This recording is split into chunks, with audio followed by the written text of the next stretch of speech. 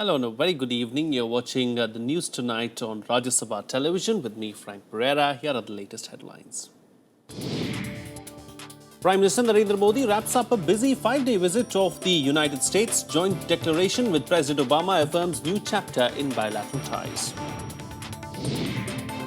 Congress releases election manifesto in Haryana. Rice for 3 rupees a kilogram. Universities and multi-speciality hospitals for every district are among the promises. BJP and Shiv Sena unveil massive campaign plans for Maharashtra. BJP sets aside a big role for Prime Minister Narendra Modi. Demonstrations swell in Hong Kong. Crowds refuse to budge from protest site on the National Day. And at the Asian Games in Incheon, Mary Kom wins the first boxing gold medal for India.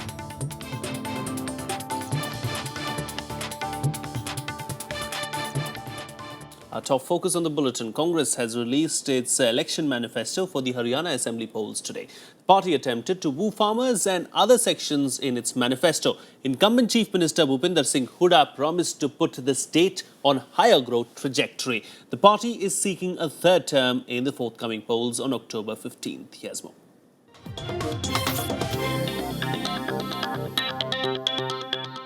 The father-son duo of Bhupendra Singh and Dipendra Singh Hooda had been advocating Congress's contribution to Haryana in their rallies in the past few days.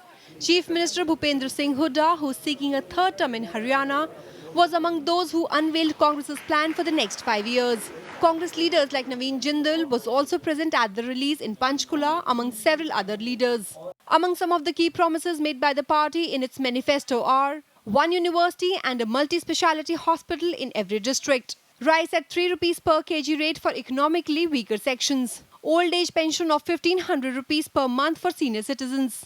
15% reservation for women in state police force. A high court exclusively for Haryana. And reduced tariff for electricity. The 23-page manifesto seeks mandate in the name of development while promising to carry out welfare projects in various fields. The manifesto says the government will pay 100% interest to the farmer who returns short-term loan regularly and 50% interest to those who returns long-term loan regularly.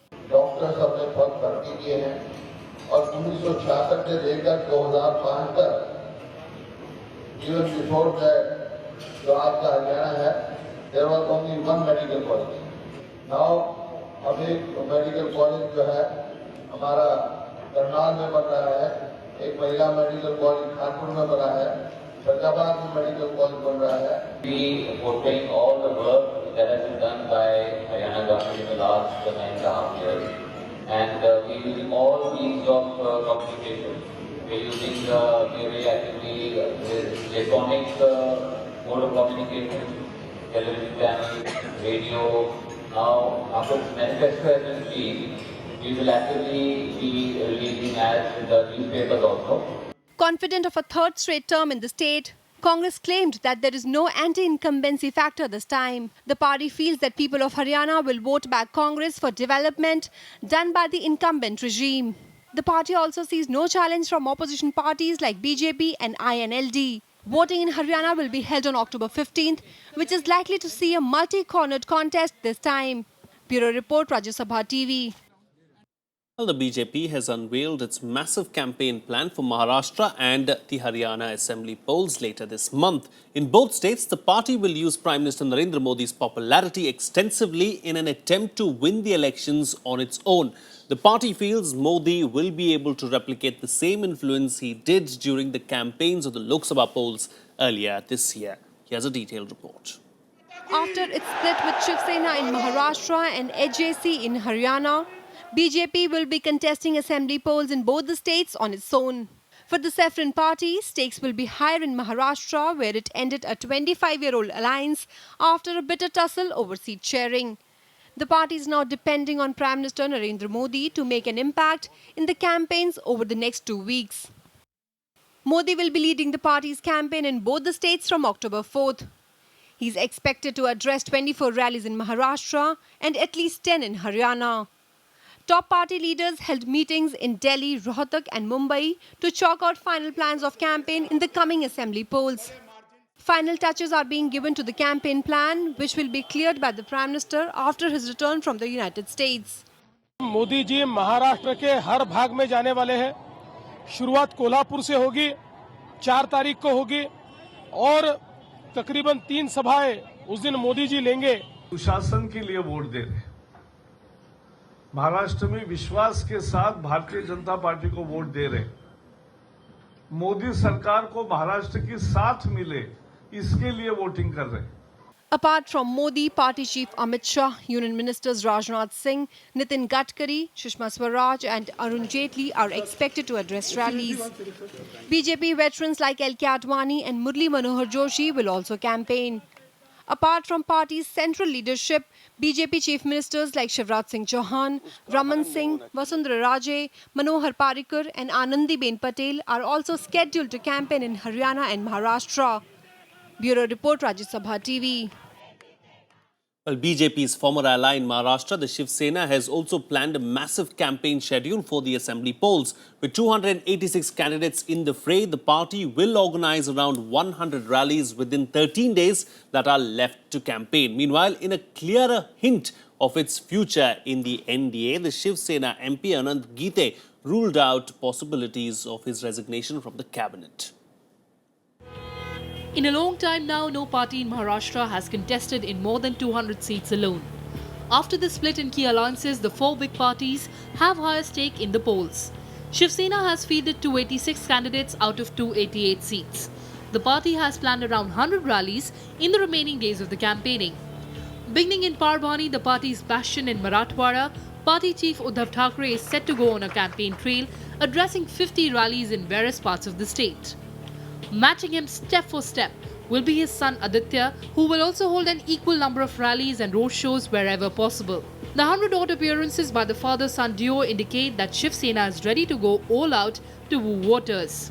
Ahead of his whirlwind tour across the state, Uddhav Thackeray took a dig at BJP's plan to use PM Narendra Modi extensively for campaigns in the state. He said, "They say that there is a Modi wave in the state. This is not Gujarat. If there is indeed such a wave, then why the BJP has planned so many rallies by the Prime Minister for the state elections?" He also clarified that the party's representative in Modi's cabinet, Anand Gite, will also step down after PM's return from US. But Gite himself ruled out possibilities of resignation on Wednesday.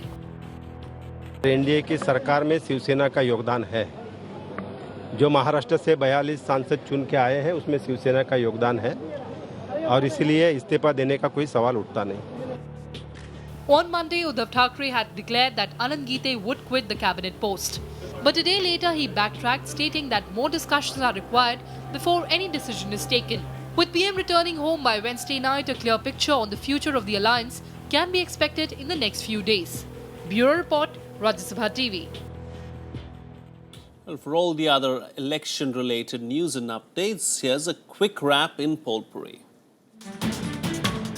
Maharashtra last week, or rather the Congress and the NCP have started a fresh round of allegations and counter-allegations. While the NCP has repeatedly blamed former Chief Minister Prithviraj Chauhan for the split, Congress President Sonia Gandhi dismissed this allegation. She in turn has blamed the NCP for the 15-year-old alliance parting ways. Only yesterday, NCP senior leader Sunil Tatkare had said that the Congress was not his party's political rival. The Delhi High Court today issued a notice to former Maharashtra Chief Minister Ashok Chauhan on a petition filed by an independent candidate. The petition was against a single bench ruling that set aside the Election Commission's order holding Chauhan guilty of filing incorrect expenses for the 2009 Assembly elections. The petition held that the commission was not made by the party to the case where the bench decided the issue. Congress leader Dipinder Hooda addressed a rally in Haryana's Jind district. Hooda said in the last 9 years the government had taken decisions for the welfare of the people. He also said that it was time to vote for people who will work for the betterment of Haryana. The Delhi High Court issued a notice to the CBI on a plea against former Haryana Chief Minister Om Prakash Chautala. The petition said Chautala is campaigning for the upcoming state elections without the court's consent. Chautala is on bail after he was sentenced to 10 years in prison in the teachers' recruitment scam. The court expressed displeasure at the CBI's failure to notify the court about the campaigning. You can watch all the election-related news in our special show Verdict 2014 at 10 a.m. and 6 p.m. every day.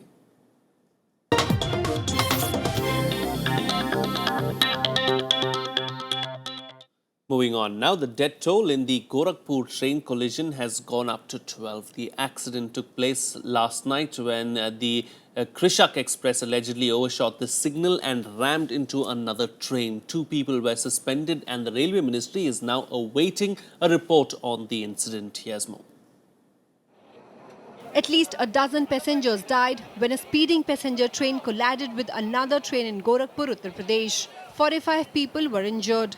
The Madhuwadi-Lucknow Krishak Express allegedly jumped a signal and ran into a Barauni-bound express train from Lucknow on a loop line. Medical teams rushed the injured to hospitals. 3 coaches were badly damaged in the collision. Train ये लखनऊ से बरौनी जो जाती है 5204 और दूसरी train हमारी मडुआडी से लखनऊ जाती है 5007 कृषक एक्सप्रेस। इन दोनों का गोरखपुर कैंट और कुसमी के बीच में जो है वो साइड कोलिजन हुआ है। जो भी लोग घायल हैं उनको हम लोग जो हॉस्पिटल लेकर के जा रहे हैं। डॉक्टर्स की कमी है, नर्सेज की कमी है। आप देखेंगे कि यहाँ पे आप उधर भी जाएंगे तो पंखे नहीं है, बिजली नहीं है, इंतजाम नहीं है, बेड भी टूटे फूटे हैं। तो मेडिकल कॉलेज को इसको एक मानक मानते हुए तत्काल सरकार को इसके ऊपर एक्शन लेना चाहिए और पूर्ण रूप से इसकी व्यवस्था अच्छे से करनी चाहिए। Expressing grief over the loss of lives, the Railway Minister ordered an inquiry into the incident. The loco pilot and driver they are suspended immediately, and we will take action according to the provisions that are laid under Railways Act. Prima facie, on the face of it, we learned that it is overshooting of the signal. This accident has occurred. Anyhow, the CRS will give a report for the cause of accident. President Pranab Mukherjee and Prime Minister Narendra Modi expressed condolences. The Prime Minister announced an ex gratia relief of 2 lakh rupees each to the next of kin, 1 lakh for the grievously injured and 50,000 for those with simple injuries. Uttar Pradesh Chief Minister Akhilesh Yadav announced financial assistance for the victims. Train movement on the Gorakhpur-Varanasi track was disrupted after the incident and few trains were diverted. Bureau Report, Rajya Sabha TV. Moving on now, Home Minister Rajnath Singh took an aerial survey of flood-hit areas of Assam and Meghalaya today. He assured the 2 states of all possible help to deal with the crisis and ensure relief and rehabilitation. Rajnath said that an additional amount of 286 crore rupees has been sanctioned for the state to deal with the situation. The centre had already released 386 crore rupees to Assam. The Home Minister also announced an amount of 123 crore rupees for the flood-hit state of Meghalaya. The Minister also underlined the need for a well-drawn plan ready at hand in order to face challenges posed by natural calamities and disasters like floods. जिसमें कि मुख्यमंत्री जी भी मौजूद थे, पूरी स्थिति की जानकारी ली है कि सेंट्रल गवर्नमेंट जितना अधिक से अधिक हो सकता है फ्लड से प्रभावित सभी राज्यों को मैक्सिमम असिस्टेंस प्रोवाइड करेगी. Well, let's now get you all the other national news and updates in our segment Nationwide. The rupee slumped to its lowest in 7 months on Wednesday before recovering to 61.61 against the dollar. The Indian rupee fell 2.1% in September 2014 in its worst monthly decline since an 8.8% plunge in August 2013. The Reserve Bank of India has fixed the reference rate for the dollar at 61.75 and for the euro at 77.95. AIADMK Chief Jayalalitha will continue to stay in jail after the Karnataka High Court adjourned her bail plea till the 7th of October. Tamil Nadu lawyers have requested the Chief Justice of India to intervene and ensure an early hearing for bail. The request comes amid an incident of suicide by Jayalalitha's supporter. Meanwhile, protests continue in the state over Jayalalitha's conviction. A cheetah helicopter of the Indian Army crashed on Wednesday morning in Uttar Pradesh. The chopper crashed shortly after it took off from Bareilly Air Base. 3 Army officers, including both pilots, were killed in the mishap. Reports suggest that the helicopter was on its routine maintenance sortie. The Delhi High Court has further stayed the trial court order summoning Congress President Sonia Gandhi, Rahul Gandhi and 3 others in the National Herald case. The court has ordered a stay till November 3rd in the case relating to acquiring ownership of National Herald. High Court adjourned the hearing on a petition moved by them against the trial court proceedings. Well, it's time for a short break now, but on the other side, Australia has joined the United States and United Kingdom in the fight against the Islamic State militants. That and much more. Stay tuned. We'll be right back.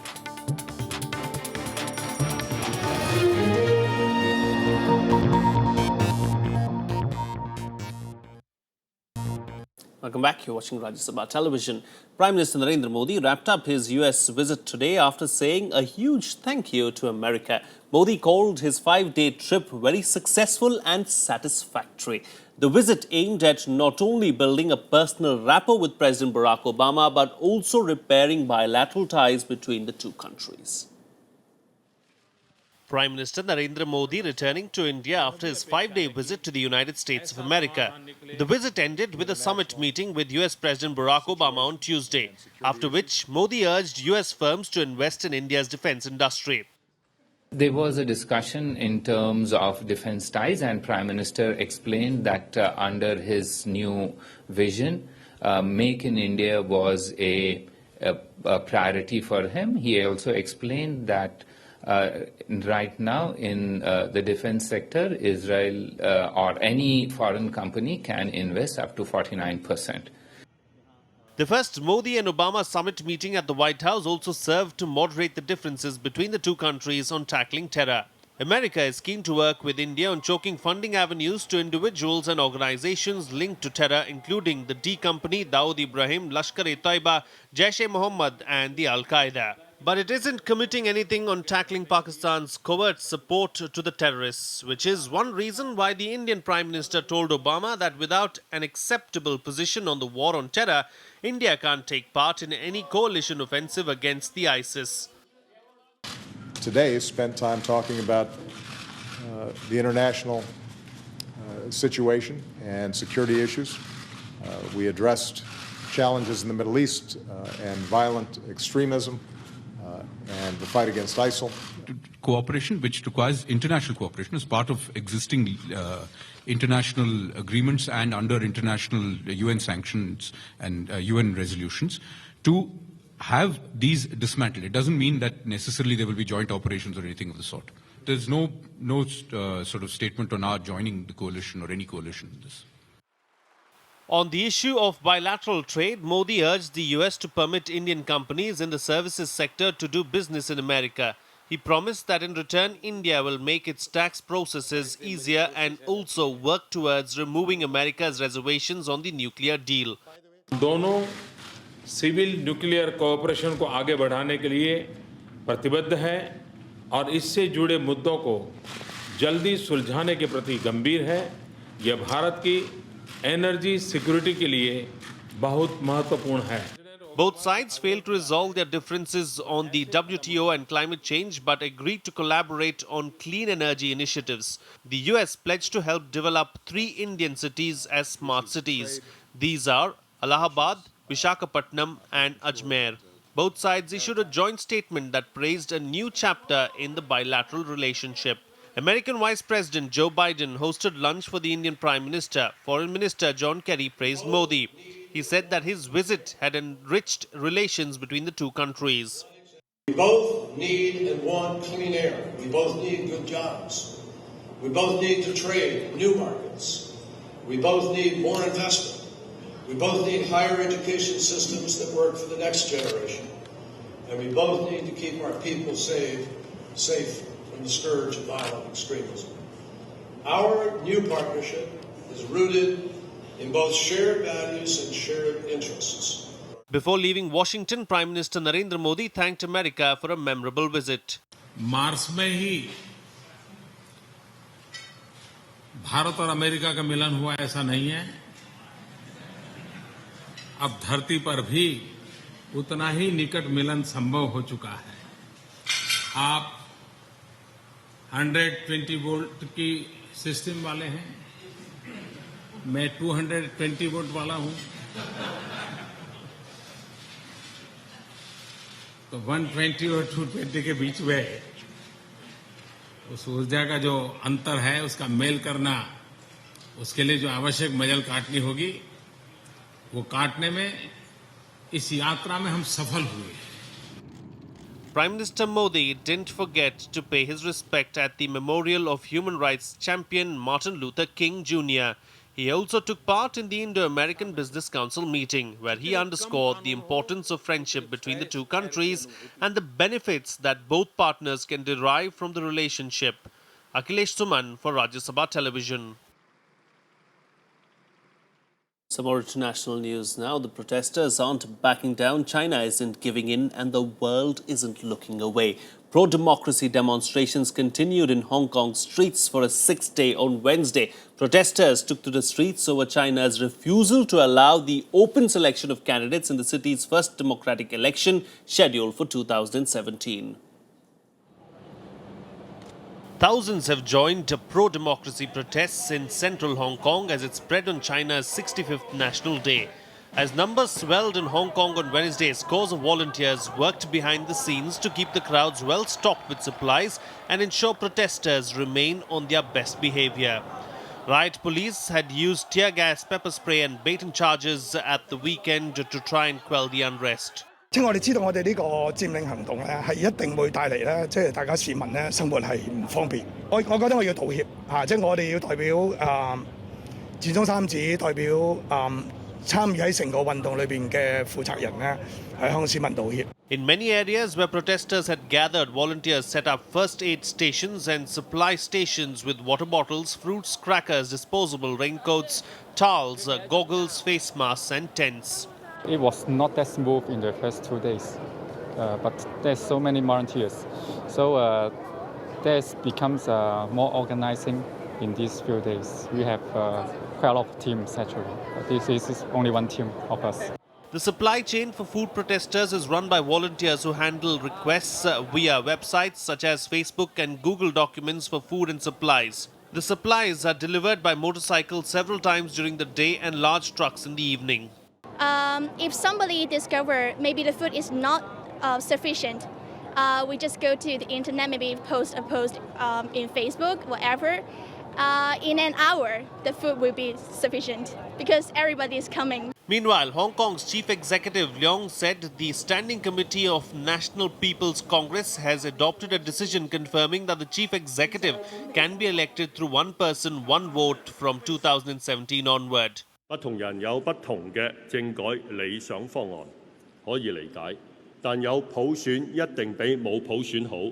500萬合資格選民投票選行政長官，一定比1200人選行政長官好。去票站投票一定比喺屋企中睇電視睇1200位選舉委員會委員投票好。The Chinese administration is in damage control mode. The government is fighting to keep mainland China in the dark while Hong Kong's protesters are harnessing the power of the social media to ensure the world hears them. Bureau Report, Rajya Sabha Television. Plumes of smoke were seen rising from the Syrian border town of Kobani as coalition jets struck Islamic State fighters near the Turkish border.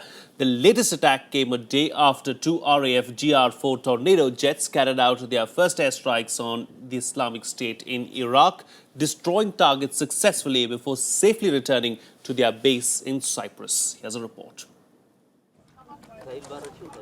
US-led forces launched airstrikes on Islamic State fighters besieging a Kurdish town near the Syrian border with Turkey. Eyewitnesses heard jets overhead and saw a column of black smoke rising into the sky from the southeast of the town. The strike came on a day when Australian Prime Minister Tony Abbott declared that his country's aircraft will also join the US-led coalition against the Islamic State in Iraq.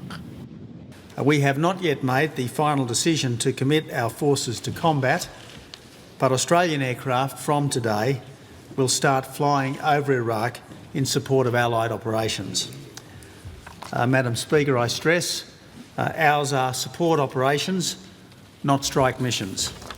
Australian airstrikes await final clearances from the Iraqi government and a further decision by our own. In Syria, Kurds gathered along the Turkish border as fighting intensified between the Kurdish forces and Islamist militants in Syria. Turkey said more than 160,000 Kurdish refugees crossed the border from Syria to escape the militants. Turkey is also likely to send troops into Syria and Iraq and allow foreign soldiers to use its bases for cross-border incursions. A final decision will be taken by its parliament on Thursday. Bureau Report, Rajya Sabha TV. Australian airstrikes. Moving on to some sports news now, India added 3 more medals to its tally at the Asian Games today. The highlight of the day was Mary Kom winning India's 7th gold medal. Middle distance runner Tintuluka fetched silver and the women's hockey team won the bronze. India now has a total of 50 medals to its name, with China still firmly atop the tally.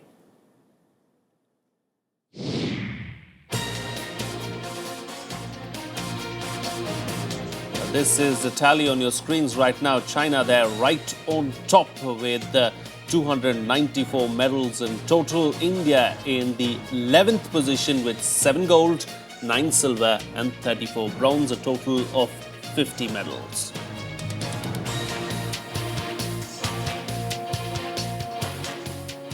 That's it on this edition of the Bulletin. Thank you so much for watching. Good night.